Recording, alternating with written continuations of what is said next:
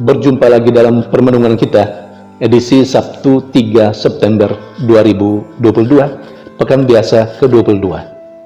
Hari ini, peringatan Santo Gregorius Agung, Paus dan Pujangga Gereja. Bacaan-bacaan liturgi hari ini, bacaan yang pertama dari surat pertama Rasul Paulus kepada jemaat di Korintus, bab 4, ayat 6b sampai 15, dan bacaan Injil dari Injil Lukas bab 6 ayat 1 sampai 5.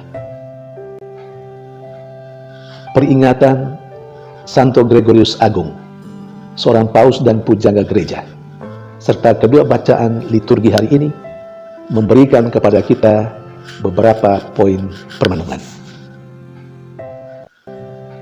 Pertama, dari kehidupan Santo Gregorius Agung, Paus dan Pujangga Gereja.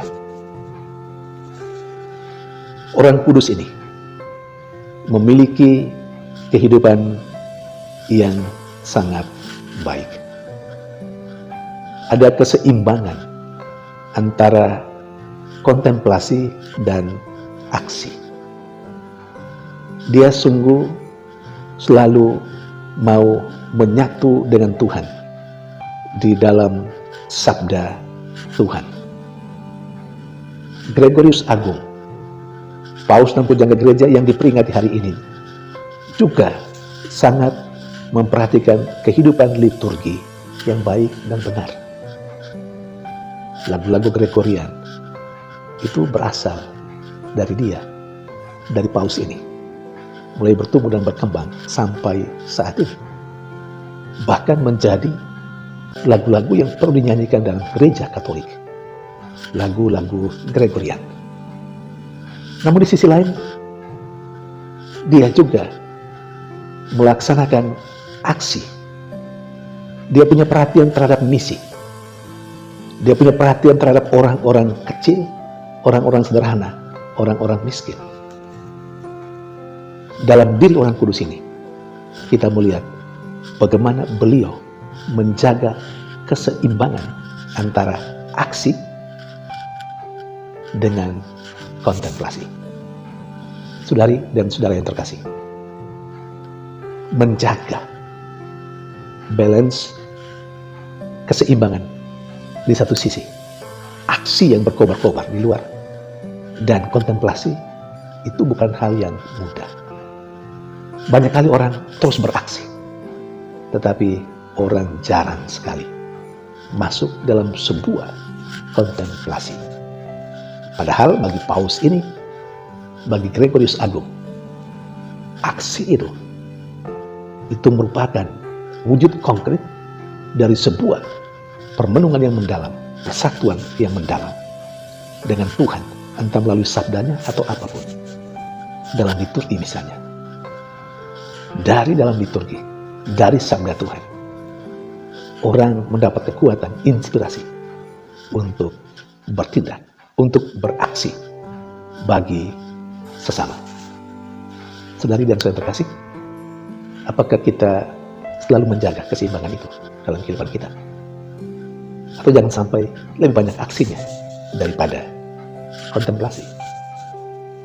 Bukan hal yang tidak baik, tetapi aksi itu harus diseimbangkan dengan kontemplasi.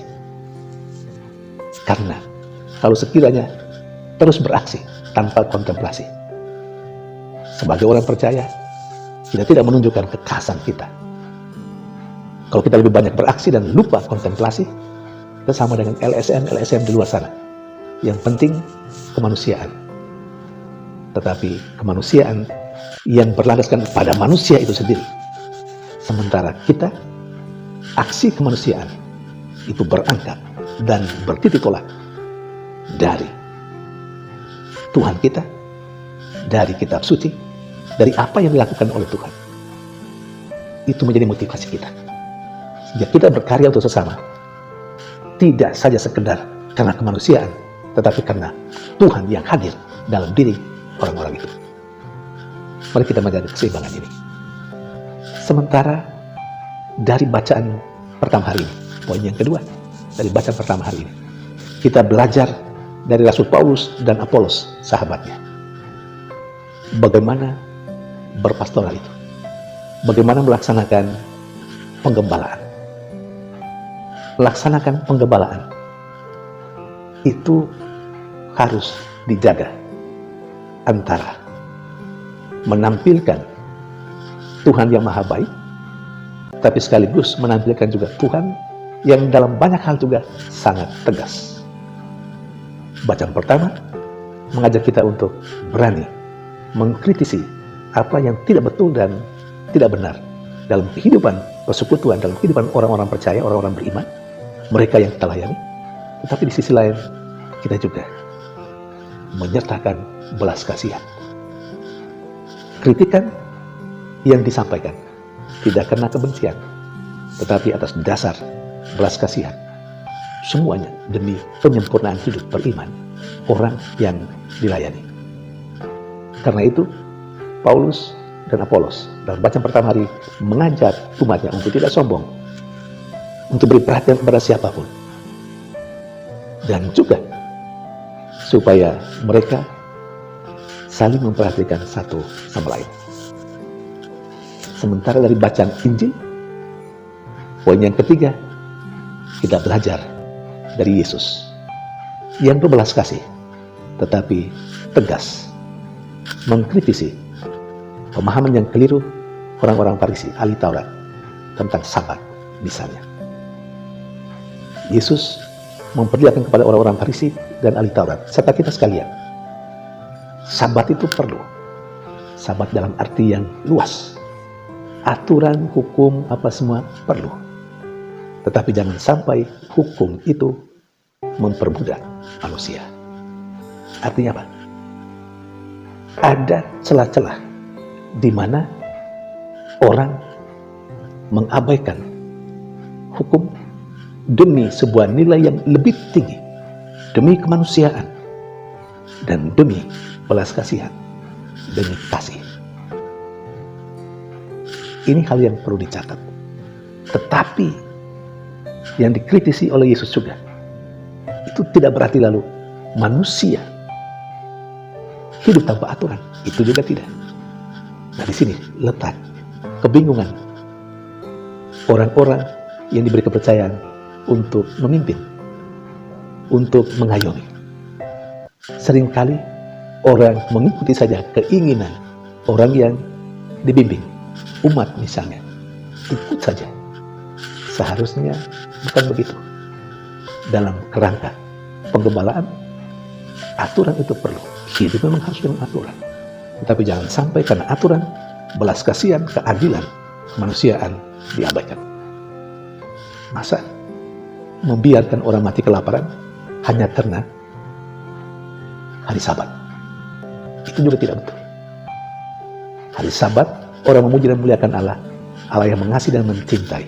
Maka hari Sabat sebagai sebuah aturan tidak boleh menjadi penghalang belas kasihan dilaksanakan untuk keselamatan manusia, untuk sesama. Saudari dan saudara terkasih, semoga kita semua boleh bertumbuh dan berkembang ke arah yang lebih sempurna, dengan berusaha juga besar hati kalau kita sekiranya dikritisi atas apa yang tidak betul, atas apa yang belum baik yang kita lakukan. Marilah kita menerima kritikan, karena kita mau menjadi sempurna. Dan bagi yang mengkritisi, boleh mengkritisi, tetapi tidak atas dasar benci, tapi harus atas dasar demi kesempurnaan hidup sebagai orang yang beriman, demi keselamatan sesama. Tuhan memberkati.